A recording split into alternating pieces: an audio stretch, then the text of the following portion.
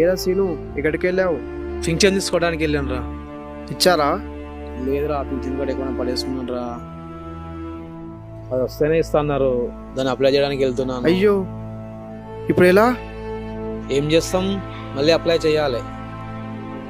సరే బాయ్ రా, చూసుకో మరి.